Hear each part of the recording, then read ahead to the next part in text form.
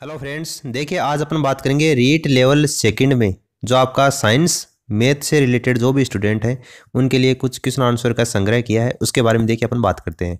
पहला क्वेश्चन आपको दे रखा है, एक प्रारूपी पादप कोशिका में केंद्रक की स्थिति होती है। जो आपकी प्रारूप पादप कोशिका होती है उसमें केंद्र की स्थिति कैसी होती है? केंद्रीय, परिधीय, आधारीय या कहीं भी? तो देखिए प्रारूपी जो पादप कोशिका होती है उसमें केंद्र की स्थिति कहाँ पर होती है? आपकी परिधीय होती है। इसलिए ऑप्शन सेकंड क्या होगा? इसका करेक्ट आंसर होगा। अगला क्वेश्चन दे रखा है, निम्न में से किस कोशिकांग को कोशिका का शक्तिग्रह कहा जाता है? कोशिका का शक्तिग्रह या फिर कोशिका का पावर हाउस किसको कहा जाता है? तो आप सभी को पता होगा कि माइटोकॉन्ड्रिया को कहा जाता है। माइटोकॉन्ड्रिया को कोशिका का पावर हाउस कहा जाता है और इसकी खोज किसने की थी? अल्टमैन नाम के जो साइंटिस्ट हैं उनके द्वारा की गई थी। और कब की गई थी? सन 1886 ईस्वी में की गई थी। और गोल्जिकाय को कोशिका के अणुओं का यातायात प्रबंधक भी कहा जाता है। नेक्स्ट क्वेश्चन आपको दे रखा है, समसूत्री विभाजन में सबसे लंबी प्रावस्था है। देखिए समसूत्री विभाजन की 5 प्रावस्थाएं होती हैं, उनमें से सबसे लंबी प्रावस्था कौन सी है वो आपको बतानी है। प्रोफेज, मेटाफेज, एनाफेज या फिर टीलोफेज? तो इनमें से इसका राइट आंसर कौन सा होगा? प्रोफेज होगा।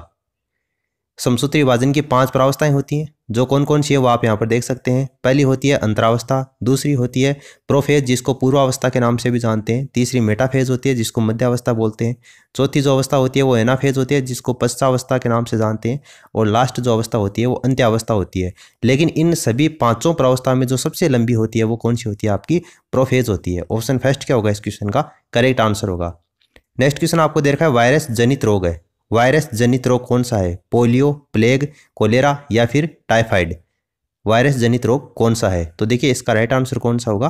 पोलियो होगा। बाकी के आपको तीनों ऑप्शन दे रखे हैं, प्लेग है, टाइफाइड है, कोलेरा, ये सभी क्या है? जीवाणु जनित रोग हैं। ये सभी जीवाणु जनित रोग हैं, जबकि पोलियो क्या है? एक वायरस से होने वाला रोग है। भोजन में निम्न में से किसकी कमी से रतौंधी रोग होता है? भोजन में किसकी कमी से रतौंधी रोग होता है? प्रोटीन की कमी से होता है, वसा, विटामिन ए या फिर विटामिन सी की कमी से? तो देखिए रतौंधी जो रोग होता है वो किसकी कमी से होता है? विटामिन ए की कमी से होता है।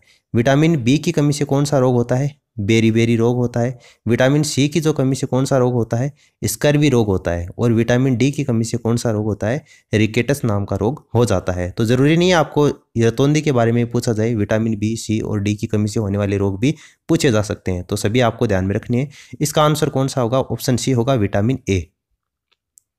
और विटामिन सी का जो रासायनिक नाम है वो भी कई बार एग्जाम में पूछा जाता है। एस्कॉर्बिक अम्ल विटामिन सी का रासायनिक नाम होता है। और वसा में घुलनशील विटामिन कौन से होते हैं? तो ए डी ई के ये वसा में घुलनशील होते हैं, जबकि जल में घुलनशील विटामिन कौन से होते हैं? बी और सी होते हैं।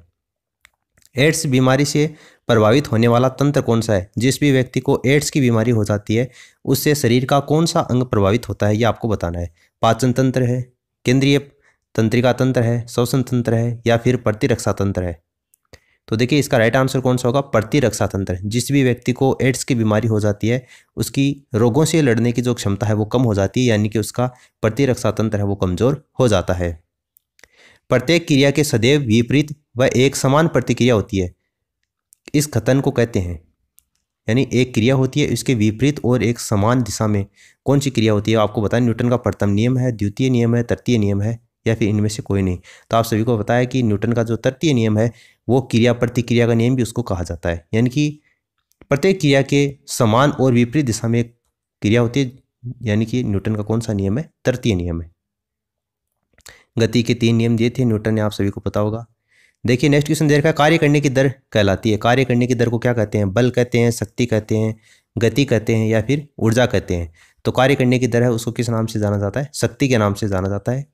ऑप्शन सी इसका करेक्ट आंसर होगा। शक्ति बराबर आपको पता है क्या होता है? कार्य बटा समय होता है। कार्य बटा समय, शक्ति को अपन इस तरीके से लिख सकते हैं। कार्य का मात्रक क्या होता है? जूल होता है और समय का मात्रक सेकंड होता है, इसलिए जूल बटा सेकंड क्या होता है? वाट होता है। ठीक है, इसलिए शक्ति का मात्रक क्या कह सकते हैं अपन? इसको वाट के नाम से भी पुकार सकते हैं। और एक ऐसा शक्ति में 746 वाट होते हैं। ऊर्ध्वपातन का गुण पाया जाता है। ऊर्ध्वपातन का गुण किस में पाया जाता है? सोडियम क्लोराइड में, कैल्शियम क्लोराइड में, अमोनियम क्लोराइड में या फिर मैग्नीशियम क्लोराइड में? तो किस में पाया जाता है? अमोनियम क्लोराइड में पाया जाता है। नेक्स्ट क्वेश्चन आपको दे रखा है, ध्वनि का तारत्व निर्भर करता है। ध्वनि का तारत्व किस में निर्भर करता है? आवृत्ति पर, तरंग दैर्ध्य पर, वेग पर या तीव्रता पर। तो ध्वनि का जो तारत्व है वो किस पर निर्भर करता है? आवृत्ति पर निर्भर करता है। ऑप्शन फर्स्ट इसका आंसर होगा। अगला क्वेश्चन दे रखा है, दिए गए क्षेत्र गुजरने वाली चुंबकीय बद्रेखाओं की संख्या कहलाती है।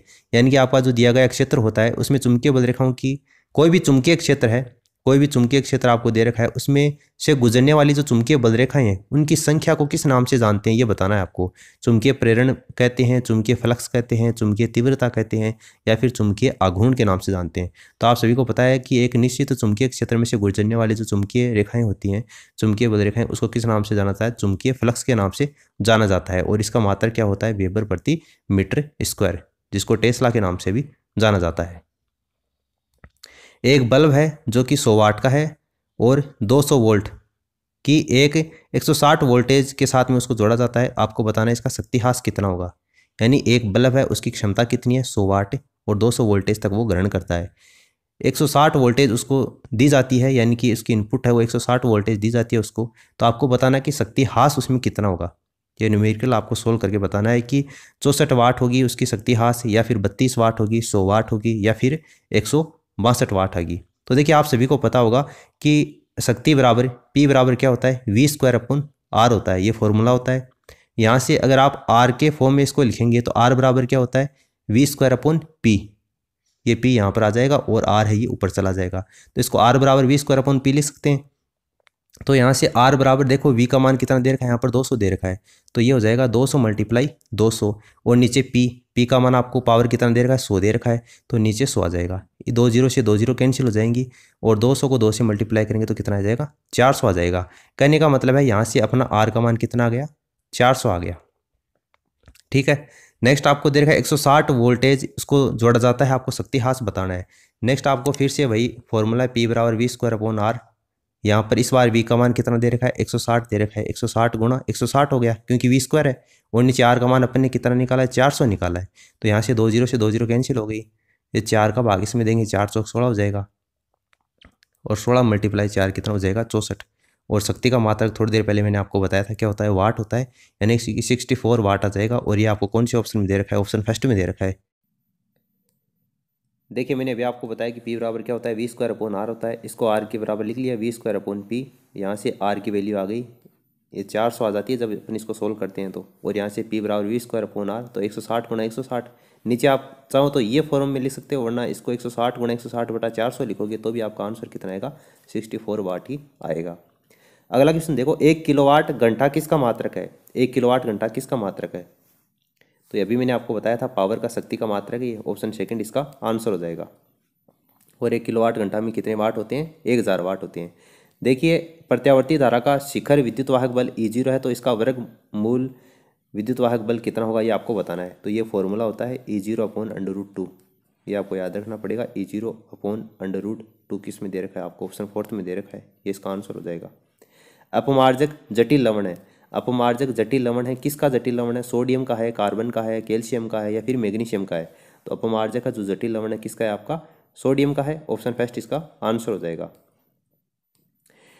टेक्स्ट और जो तस्वीर होती है आपकी, उसको भेजने के लिए अपन कौन सी युक्ति का प्रयोग करते हैं, कौन से उपकरण का प्रयोग करते हैं? कंप्यूटर के साथ में जो डिवाइस अटैच होती है कौन सी होती है वो, जिसके माध्यम से अपन टेक्स्ट और तस्वीरों को भेज सकते हैं?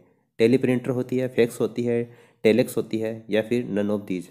तो देखिए आप सभी को पता होगा कि फैक्स उसको बोला जाता है। फैक्स के माध्यम से अपन किसी भी तस्वीर को या फिर टेक्स्ट को एक स्थान से दूसरे स्थान पर भेज सकते हैं। धातुओं की जो वेल्डिंग होती है, वेल्डिंग करने के लिए कौन सी गैसों का मिश्रण उपयोग में लिया जाता है? धातुओं की वेल्डिंग करने के लिए कौन सी गैसों का मिश्रण उपयोग में लेते हैं? ऑक्सीजन और हाइड्रोजन का, ऑक्सीजन और कार्बन डाइऑक्साइड का, ऑक्सीजन मीथेन का, या ऑक्सीजन और एसिटिलीन का? तो ऑक्सीजन और एसिटिलीन का मिश्रण है वो काम में लिया जाता है। एसिटिलीन का सूत्र आप सभी को पता होगा, C2H2 होता है, और O2 होता है, वो ऑक्सीजन का होता ही है। नेक्स्ट आपको दे रखा है टंगस्टन तत्व का संकेताक्षर है। यानी कि टंगस्टन जो धातु होती है उसको अपन किसके माध्यम से दर्शाते हैं ये आपको बताना है। W के माध्यम से, Ti के माध्यम से, Te या फिर Tm? तो टंगस्टन जो तत्व होता है उसको अपन किसके माध्यम से दर्शाते हैं? W के माध्यम से दर्शाते हैं। और आपको जो ऑप्शन दे रखे हैं Ti, तो Ti को अपन क्या बोलते हैं? थेलियम बोलते हैं। क्या बोलते हैं? थेलियम बोलते हैं। और Te, तो इसको अपन क्या बोलते हैं? टेल्यूरियम बोलते हैं। और Tm को क्या बोलते हैं अपन? थूलियम बोलते हैं। तो ये अलग अलग तत्व हैं। टंगस्टन का पूछा था अपन को, इसलिए डब्ल्यू ऑप्शन फर्स्ट इसका आंसर हो जाएगा। विश्व उष्णता के लिए जिम्मेदार गैस है। विश्व उष्णता से तात्पर्य यहाँ पर क्या है, ग्लोबल वार्मिंग है। ग्लोबल वार्मिंग का मतलब ये कहना चाहता है विश्व उष्णता। उसके लिए जिम्मेदार गैस कौन सी है आपको बताना है। हाइड्रोजन है, NO2 है, या फिर CO2 है, या फिर SO2 है। तो विश्व उष्णता के लिए जिम्मेदार गैस कौन सी है आपकी, CO2 कार्बन डाइऑक्साइड है। विश्व उष्णता यानी कि ग्लोबल वार्मिंग किसको कहते हैं अपन, पृथ्वी और जो समुद्र के वातावरण के औसत टेम्परेचर में जो वृद्धि होती है उसी को अपन क्या बोलते हैं, ग्लोबल वार्मिंग बोलते हैं। तो इसमें CO2 क्या हो जाएगा, इसका करेक्ट आंसर हो जाएगा। तो ये कुछ मोस्ट इंपॉर्टेंट क्वेश्चन आंसर थे जो आपकी आने वाले एग्जाम के लिए इंपॉर्टेंट है। अगर ये सीरीज़ आपको कंटिन्यू चाहिए तो आप नीचे कमेंट करके बता सकते हैं। इस वीडियो में फिलहाल इतना ही। Thanks for listening and God bless you all.